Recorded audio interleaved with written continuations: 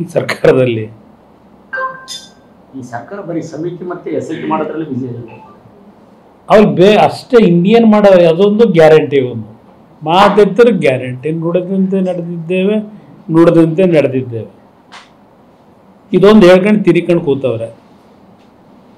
ಆ ನುಡಿದಂತೆ ನಡೆಯೋಕ್ಕೆ ಅದು ಎಷ್ಟು ಟ್ಯಾಕ್ಸ್ಗಳು ಜನಗಳ ಮೇಲೆ ಹಾಕವ್ರೆ ಹಾಕವ್ರೆ ಹಾಕವ್ರೆ ಅದು ಹೇಳಕ್ ಹೋದ್ರೆ ಪುಟ್ಗಟ್ಲೆ ಹೇಳಬೇಕು. ಆ ದುಡ್ಡು ಬಂದಿದ್ದೇನು ಮಾಡ್ತಾವ್ರೆ, ಆ ಟ್ಯಾಕ್ಸ್ ಹಾಕಿ ಜನಗಳಿಂದ ಕಲೆಕ್ಟ್ ಮಾಡಿ.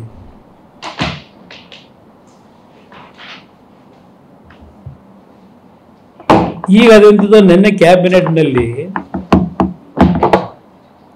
2011 ಬ್ಯಾಚ್ದು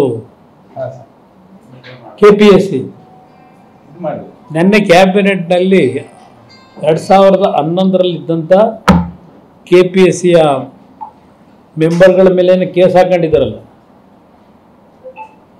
ಈಗ 17 ವರ್ಷ, ಇದು ಎಷ್ಟು ವರ್ಷ ಆಯ್ತು ಈಗ? 11 ಅಂದರೆ 13-14 ವರ್ಷ. ಈಗ ಅದು ಕ್ಯಾಬಿನೆಟ್ಟಲ್ಲಿ ಇಟ್ಬಿಟ್ಟು ಅದಕ್ಕೆ ಈಗ ಸರ್ಟಿಫಿಕೇಟ್ ಕೊಡ್ತಾವ್ರೆ. ನಾನು ಈ ಸಲ ಅಸೆಂಬ್ಲಿಲಿ ಇರಬೇಕಾಗಿತ್ತು, ಏನು ಮಾಡ್ತೀರಿ, ಇಲ್ಲಿ ಬರಬೇಕಾಯ್ತು. 2011ರಲ್ಲಿ ಆ 360 ಜನ ಮಕ್ಕಳ ಭವಿಷ್ಯನ ಹಾಳು ಮಾಡಿದ್ದು ಯಾರಪ್ಪ? ಸಿದ್ದರಾಮಯ್ಯನವರೇ. KPSC ತೊಳಿತೀನಿ ಅಂದ್ರಲ್ಲ, ತೊಳೆದೇನೋ ಉದ್ಧಾರ ಮಾಡ್ತೀನಿ, ಭಾಳ ದೊಡ್ಡ ಪಾರದರ್ಶಕ ಕಾರ್ಯಕ್ರಮ ಅಲ್ಲಿ ಕೊಡೋಂಗೆ ಮಾಡ್ತೀನಿ ಅಂತ ಹೇಳಿದ್ರಲ್ಲ. ಆಮೇಲೆ ನೀವು ಅಧ್ಯಕ್ಷರು ಮಾಡ್ಕೊಂಡ್ರಲ್ಲ ಯಾರನ್ನ ಒಬ್ಬರನ್ನ. ಎಂಥ ಅಧ್ಯಕ್ಷರು ಮಾಡ್ಕೊಂಡಿದ್ದೀರಿ KPSCಗೆ? ಇಲ್ಲಿ ರೀಡು ಮಾಡಿದ್ದಕ್ಕೆ ಅವರಿಗೆ ಅಲ್ಲಿ ಉಡುಗೊರೆ ಕೊಟ್ಟರು, ಚೇರ್ಮನ್ ಮಾಡಿ. ಬೀದಿಲಿ ಚರ್ಚೆ ನಡೆಯೋದು. ಅಸಿಸ್ಟೆಂಟ್ ಕಮಿಷನರ್ ಪೋಸ್ಟಿಗೆ 1 ಕೋಟಿ 1.5 ಕೋಟಿ.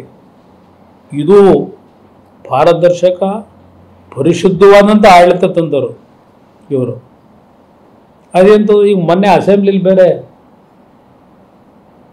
ಏನೋ ಮತ್ತಿನ್ನೇನೋ ಬದಲಾವಣೆ ಮಾಡ್ತೀನಿ ಅಂತ ಏನೋ ಇದ್ದಿತ್ತ ಹೇಳಿದ್ರು, ಅಲ್ಲಿಗೆ ಮುಗಿದೋಯ್ತು.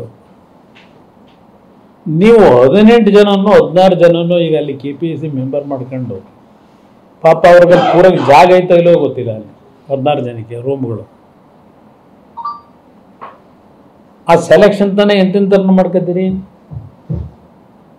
ಯಾವ ಕ್ರೈಟೀರಿಯಾದಲ್ಲಿ ಮಾಡ್ಕೊಂಡ್ರಿ? ಈಗ ಬದಲಾವಣೆ ಮಾಡ್ತೀರಾ?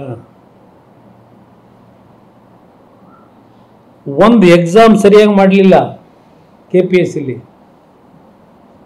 ಎಷ್ಟು ವರ್ಷ ಆಯಿತು ಅಪಾಯಿಂಟ್ಮೆಂಟ್ ಕೊಟ್ಟೀಗ?